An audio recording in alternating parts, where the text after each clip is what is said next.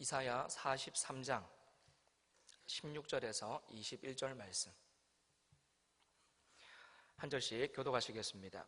나 여호와가 이같이 말하노라. 바다 가운데의 길을 큰 물 가운데에 지름길을 내고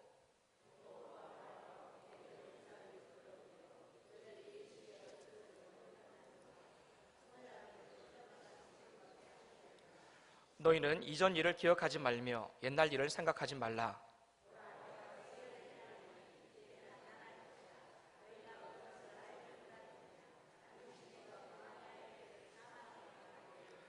장차 들짐승 곧 성냥이와 타조도 나를 존경할 것은 내가 광야의 물을 사막의 강들을 내어 내 백성 내가 택한 자에게 마시게 할 것임이라. 나를 찬송하게 하려 함이니라. 아멘. 오전에 인사할 때도 이런 말을 했었습니다. 은광교에 온 지 4년 좀 넘었습니다. 그런데 느낌으로는 진짜 14년 정도 된 것 같습니다. 정말 많은 일들이 있었습니다.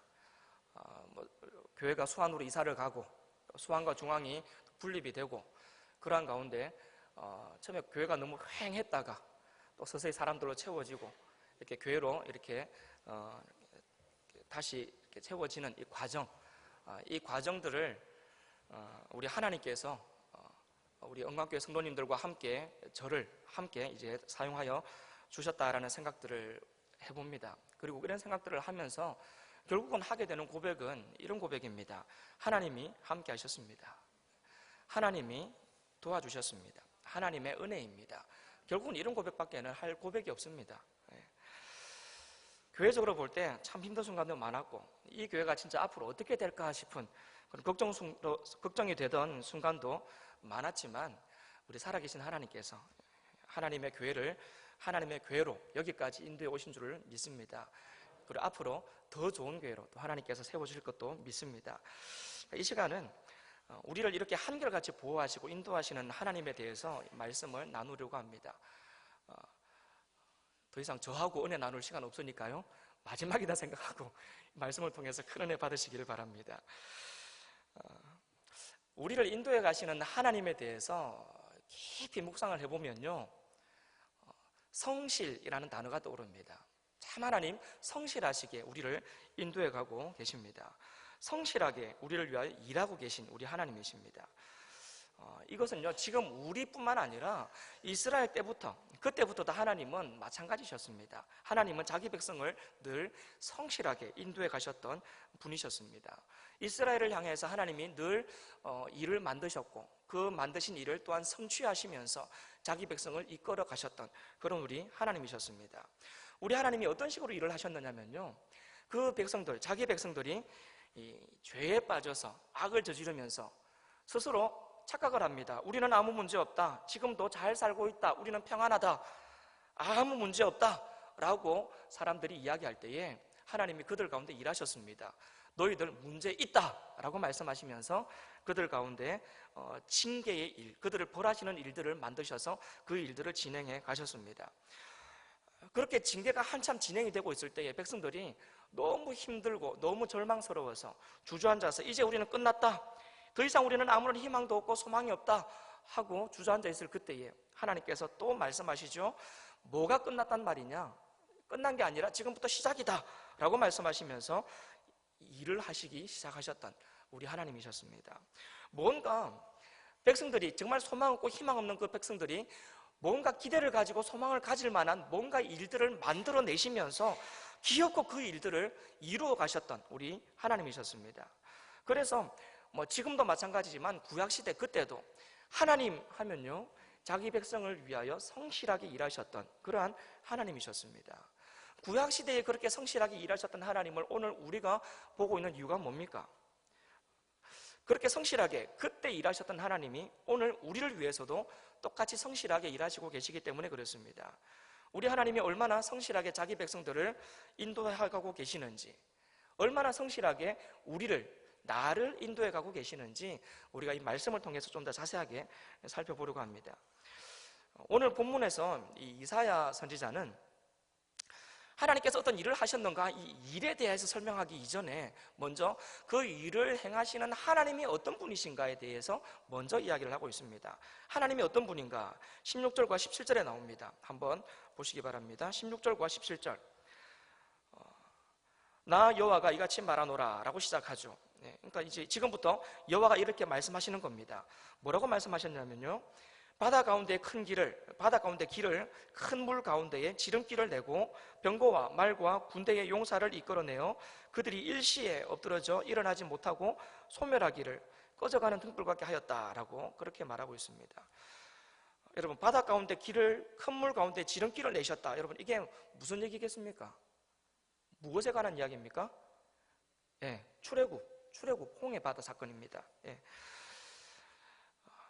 애굽 땅에서 종살이하는 이스라엘 백성들, 그들이 참 고통스러워했습니다. 종살이하면서 너무나 힘들어했습니다. 그래서 하나님께서 그들의 고통을 보시고, 그리고 그들의 울부짖음, 부르짖음의 소리를 들으시고 그들을 애굽 땅에서 인도하여 내셨습니다.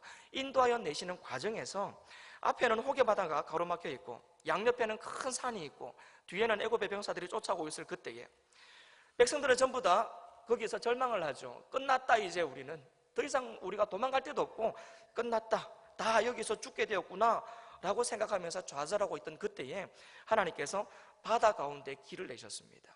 바다를 가르시고 바다 가운데 길을 내셔서 그 백성들을 지나가게 하셨습니다. 그렇게 그 백성들을 살려주셨습니다. 그리고 뒤쫓아오던 애굽의 병사들이 바다 가운데 들어왔을 때, 그때에는 열어놨던 그 바다를 다시 덮으시면서 그 병사들을 전부 다 수장시키셨습니다. 그렇게 함으로 그 백성들을 구원해 내셨습니다.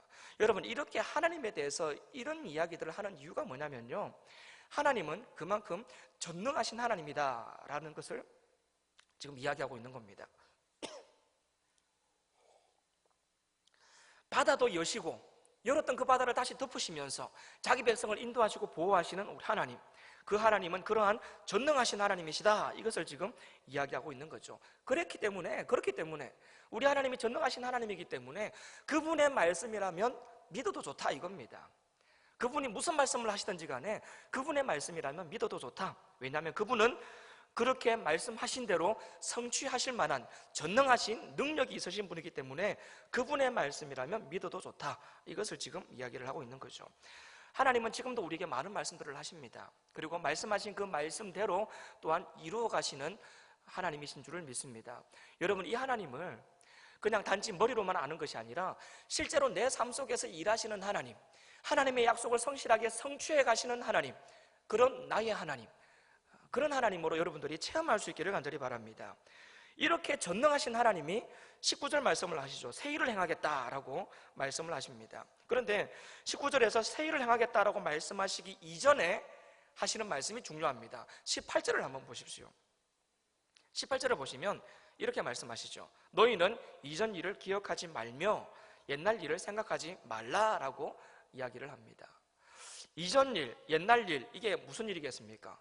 앞에 나왔던 출애굽에 대한 이야기입니다. 자기 백성들을 그렇게 하나님의 전능하신 기적으로 그 백성들을 인도하셨고 보호하셨던, 그리고는 약속의 땅 가나안까지 그 백성들을 구원해 내셨던 그 하나님, 그 하나님의 그 일들을 기억하지 말랍니다. 생각도 하지 말랍니다. 이 내용이 우리를 혼란스럽게 만듭니다. 아니, 왜 하나님께서 그 중요한 일을 기억하지 말라고 말씀하시는 걸까? 왜 그 중요한 일을 생각도 하지 말라고 말씀하시는 건가? 이걸 우리가 좀 고민해 볼 필요가 있습니다. 우리는 글자 그대로를 받아들이기보다 그 말씀을 하나님이 왜 하셨는가, 거기에 우리는 좀 더 집중을 하셔야 됩니다. 그래서 하나님께서 무슨 말씀을 하셨든지 간에 도대체 하나님이 무슨 마음으로 어떤 의도로 그런 말씀을 하셨는가, 이걸 알아야 된다는 겁니다. 그래야 성경을 오해 없이 제대로 이해할 수 있습니다. 이스라엘 백성들에게 있어서 출애굽 사건은 결코 잊을 수 없는 일입니다. 그리고 잊어서도 안 되는 일입니다. 하나님께서 자기 백성을 얼마나 사랑하셨는지가 정확하게 드러나는 대표적인 사건이기 때문에 그렇습니다.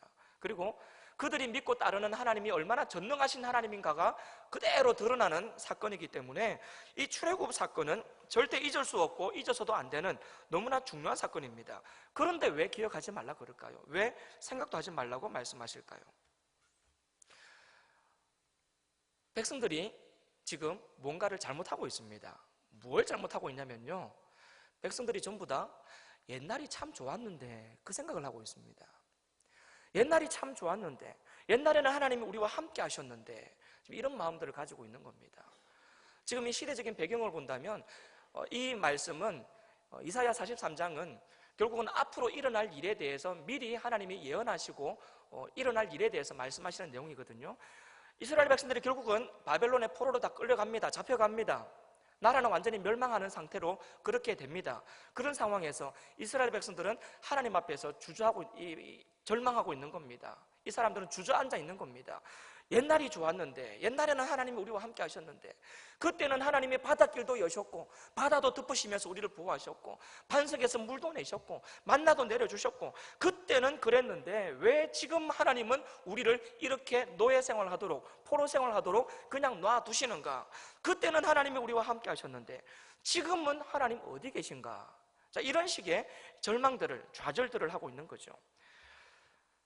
근데 사실은 하나님은 한 번도 그 백성들을 떠나신 적이 없습니다. 한 번도 그 백성들을 잊으신 적도 없습니다. 하나님은 한결같이 그 백성들을 사랑하시고 한결같이 그 백성들을 향하여서 성실하게 일하시고 계셨습니다. 단지 뭔가 하나님의 지금 때가 이르지 않았기 때문에 하나님께서 그 때를 기다리시면서 그 백성들을 연단시키시고 지금 단련시키시고 계신 그런 과정이었습니다. 그런데 백성들은 옛날이 좋았는데, 그때는 하나님이 우리를 위해서 뭔가 하셨는데 지금 하나님은 어디에 계시는가? 지금 하나님은 무엇을 하고 계시는가? 더 이상 하나님은 우리 하나님이 아니신가? 옛날이 좋았는데, 그때가 좋았는데 이러고 있는 거죠. 그래서 하나님이 말씀하시는 겁니다. 왜 자꾸 옛날 일을 생각하고 있느냐? 왜 자꾸 옛날 일 속에 갇혀서 지금도 너희들과 함께 하고 있는 나를 보지 못하고 있는 것이냐? 이것을 하나님이 지금 이야기하고 있는 겁니다. 지금 현재 자신들과 함께 하시는 하나님을 느끼지 못하고 있으니 하나님이 말씀하시는 거죠. 과거에 얽매여 있지 말아라. 그때도 내가 너희들과 함께 했지만 지금도 나는 너희들과 함께 하고 있다. 그러니 자꾸 그렇게 과거에, 옛날에, 그때 그랬는데 이런 생각에 빠져 있지 말고, 그 속에 갇혀 있지 말고 지금도 너희들과 함께 하고 있는 나를 보라, 나를 깨달으라, 이겁니다. 그래서 옛날 일을 잊어버려라, 이겁니다. 이게 잊어버리는 게 핵심이 아닙니다. 지금 하나님께서는 지금도 나와 함께하고 있다는 사실을 깨달아라, 이게 핵심입니다. 사람들은 계속해서 한숨만 쉬고 있거든요. 지금도 나와 함께 하시는 하나님을 생각하지 못한 채, 하나님은 그때나 지금이나 똑같은 하나님이신데, 그때나 지금이나 똑같이 성실하게 자기 백성을 위하여 일하시는 하나님이신데 그 하나님을 생각하지 못한 채 그때가 좋았지라며 한숨 쉬며 지금의 하나님을 놓치고 살아가고 있는 것, 그래서 하나님이 말씀하시는 겁니다. 그때 그거 잊어버려라. 그런 기억 속에 갇혀서 살아갈 바에야 차라리 그거 잊어버려라, 말씀하시는 거죠. 잊어버리는 게 핵심이 아니라 진짜 핵심은 19절입니다 19절 말씀을 보시면 보라, 내가 새 일을 행하리니 이제 나타낼 것이다 라고 말씀하시죠. 더 이상 옛날 일을 추억하며 살아갈 필요 없다라는 겁니다. 그건 옛날 일이고 지금도 내가 너희들과 함께 일하고 있고 지금 내가 너희들 가운데 새 일을 행할 터이니, 그러니 더 이상 옛날에는 이러셨는데, 옛날에는 그러셨는데, 그땐 그랬는데 라고 하는 그러한 추억 속에 갇혀 있지 말고 지금 너희들 속에서 일하시는 나를 너희들이 보라, 이것을 이야기하고 계신 겁니다. 그리고 실제로 우리 하나님이 그 뒤에 또 이어서 나오는 말씀처럼 광야에 길을 내셨고 사막에 강을 내시면서 하나님의 그 말씀을 성취해 나가셨던 겁니다. 조금 전에도 이야기한 것처럼 이렇게 바벨론 포로 생활에 젖어 있는 이 백성들, 그러면서 이제 우리는 아무런 희망도 없고 소망도 없다, 끝났다 라고 생각하면서 절망하고 있는 이 백성들, 그 백성들을 향하여 지금도 나는 너희들 위하여 성실하게 일하고 있다라는 것을 보여주시는 하나님입니다. 그리고 실제로 그 말씀을 전능하신 하나님께서 성취해 가셨습니다. 나중에 바벨론에서 해방을 시켜주시죠. 그러면서 그 백성들을 다시 이스라엘로 돌아오게 하시는 겁니다. 그게 광야의 길을 내시는 겁니다. 애굽에서 나올 때는 홍해 바다를 건너면서 바다의 길을 내셨습니다. 자, 그런데 지금은 이제 바벨론의 포로 생활을 하고 있다가 다시 이스라엘로 돌아오는 과정이기 때문에 바벨론에서 이스라엘로 돌아올 수 있는 그 광야의 길을 내시겠다, 이겁니다. 결국은 하나님께서 홍해 바다를 가르셔서 이스라엘 백성들을 출애굽시켰던 것처럼 너희들이 그렇게 자꾸 옛날 하고 있는 그때 그 일, 바닷길을 내셨던 그것처럼 내가 이제는 바벨론에서 포로 생활하고 있는 너희들을 다시 이스라엘로 불러오겠다. 이번에는 내가 광야의 길을 내어서 너희들을 오게 하겠다라고 말씀하고 계신 겁니다. 여러분, 이것이 이루어질 수밖에 없었던 이유는, 꼭 이루어질 수밖에 없었던 이유는 우리 하나님이 전능하신 하나님이셨기 때문에 그렇습니다. 우리는 포로로 끌려와 있는 상황이고 아무런 힘도 능력도 없고 전쟁을 위한 아무런 준비도 안 되어 있는 상황인데 어떻게 우리가 회복될 수 있겠는가? 우리가 어떻게 돌아갈 수 있겠는가? 여러분, 이건 사람 생각입니다. 사람 생각이에요. 하나님이 뭐라고 말씀하십니까? 내가 새 일을 행하겠다라고 말씀하십니다. 전능하신 하나님께서 내가 새 일을 행하겠다라고 말씀하시는 거죠. 하나님이 그렇게 말씀하시니까 그 말씀 그대로 이루어지는 겁니다. 전능하신 하나님이 말씀하셨으니 그대로 이루어지는 겁니다. 광야의 길을 내시겠다라고 하시면 광야의 길이 나는 겁니다. 바다의 길을 내시겠다 하면요, 바다의 길이 나는 겁니다. 하나님이 그렇게 말씀하시면 그렇게 이루어지는 겁니다. 실제로 나중에 고레스라는 사람이 일어나서 바벨론을 무너뜨려 버립니다. 그리고는 그 백성들, 잡혀 있었던 많은 포로, 각국의 포로들을 다시 다 해방시키면서 돌아가라고 그렇게 이야기를 합니다. 그래서 그 백성들이 하나님이 허락해 주시는 그 광야의 길을 통해서 다시 예루살렘으로 돌아오게 되죠. 하나님께서 그 일을 행하시겠다라는 겁니다. 그러니 자꾸 옛날만 이야기하면서 옛날 일만 떠올리면서 그렇게 절망하고 있지 말아라. 내가 새 일을 행하겠다라고 하나님이 말씀하시는 겁니다. 자, 그런데 이게 단순한 바벨론 포로 생활을 하고 있는 백성들이 다시 돌아오게 하겠다, 요 의미로 끝나는 것은 아닙니다. 사실은 그것보다 더 큰 의미가 그 속에 들어 있습니다. 뭐냐면요, 죄 가운데 포로 생활하고 있는 사람들, 그 사람들을 다시 돌아오게 하겠다라는 의미가 그 속에 들어 있습니다. 예수 그리스도의 십자가 사건으로 죄의 문제 깔끔하게 해결하고 다시 그 백성들을 내 백성으로, 내 자녀로 돌아오게 하겠다라는 의미가 이 말씀 속에 들어 있습니다. 실제로 그 말씀도 이루어졌습니다. 예수님께서 이 땅에 오셔서 십자가를 짊어져 주심으로 우리의 죄가 깨끗하게 사함을 받았습니다. 그리고 우리는 하나님의 자녀가 되었고 천국 백성이 되었습니다. 하나님이 그렇게 하시겠다 하면요, 그렇게 되는 겁니다. 하나님은 지금도 우리와 함께 하시면서 성실하게 일하고 계신 분인 줄로 믿습니다. 여러분, 혹시 우리 중에 옛날이 좋았는데 라고 생각하면서 그러한 과거에 매여 있는 분이 혹시 계시지는 않은지 모르겠습니다. 옛날 이선 목사님 계실 때 참 좋았는데, 조재태 목사님 계실 때 참 좋았는데, 전원호 목사님 계실 때 참 좋았는데, 뭐 이런 식으로 옛날 일을 자꾸 이야기하면서 이렇게 과거에 묻혀 살고 계신 분이 혹시 없는지 모르겠습니다. 여러분, 그러한 과거의 기억으로 오늘 신앙생활 더 열심히 하고 교회를 더 아름답게 섬긴다면 괜찮아요. 아무런 문제 없습니다. 그런데 뭐가 문제냐면요, 그때는 좋았는데 라고 하는 생각 속에 갇혀가지고 지금은 신앙생활 제대로 못하고 있고 교회를 제대로 섬기지 못하고 있고 그저 불평, 불만, 원망만 하고 앉아있으면 그게 하나님이 그래서는 안 된다라고 말씀하시는 거죠. 그래서 차라리 그럴 바야 옛날 일 싹 잊어버려라 라고 말씀하시는 겁니다. 왜냐하면 하나님이 그때도 그렇게 일하셨지만 지금도 하나님은 성실하게 일하고 계신 하나님이시거든요. 하나님은 지금도 우리에게 똑같이 말씀하시는 겁니다. 보라, 내가 새 일을 행하겠다. 새 일을 행하겠다. 옛날 일 속에 갇혀있는 너희들아, 옛날 일 속에 갇혀있지 말고 지금도 성실하게 일하는 나를 보라. 지금 내가 새 일을 행하겠다라고 말씀하고 계신 겁니다. 지금 우리 하나님께서 우리 영광교회 가운데 새 일을 행하고 계신다는 사실을 여러분 믿음의 눈으로 볼 수 있기를 간절히 바랍니다. 그리고 하나님의 그 새 일, 새 역사에 여러분 동참할 수 있기를 주님의 이름으로 축복합니다. 이번 주 수요일이면요, 저희 이제 대구로 이사 갑니다. 다음 주부터는 이제 최동건 목사님, 주보에 나온 것처럼 최동건 목사님이 이제 부목사로 부임하는데 이제 제 자리를 대신하게 되겠죠. 뭐 혹시라도 옛날 신목사님 있을 때가 좋았는데 그러지 마십시오. 그러지 마십시오.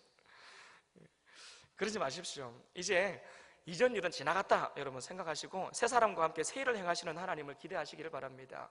이제는 새로운 사람과 함께 하나님이 또 얼마나 큰 일들을 행하실까, 얼마나 새로운 일들을 행하실까, 얼마나 위대한 일들을, 멋진 일들을 행하실까, 여러분 이것들을 기대할 수 있기를 간절히 바랍니다. 지난주에요, 장로님 중 한 분이 저한테 이제 이런 질문을 했습니다.